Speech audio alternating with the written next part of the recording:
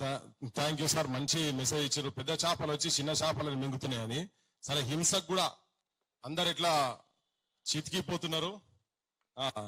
హింస అంటే అన్ని ఆత్మహత్యలు కూడా హింస అని నాకు ఇంతకుముందు మెసేజ్ వస్తా ఉన్నది. అన్న మీటింగ్ అంతా నడుస్తుంది, తెలంగాణది ఒక పాటని ఏదన్నా బాడు అనే మెసేజ్ వస్తుంది. సరే, ఇది సార్ చెప్పిన దానికి హింసకు ఆత్మహత్యల దాని విషయంలో ఏళ్ళ మీద అల్లికలు ఎన్నో చేసిన, పట్ట మీద బతుకు చిత్రాన్ని గీసిన, అగ్గి పెట్టల చీర అద్భుతంగా నేసి ప్రపంచ ప్రఖ్యాతిగాంచిన నేతన్న, మరమగ్గమే మరణ శాసనమయ్యిందా, బ్రతుకు తెరువు లేక ఉరివోసుకుంటుందా, చేనేత బతుకుల్లా చేదు మిగిలిందో, తెలంగాణ తల్లి సిన్నవోయిందో, చేనేత బతుకుల్లా చేదు మిగిలిందో, తెలంగాణ తల్లి సిన్నవోయిందో.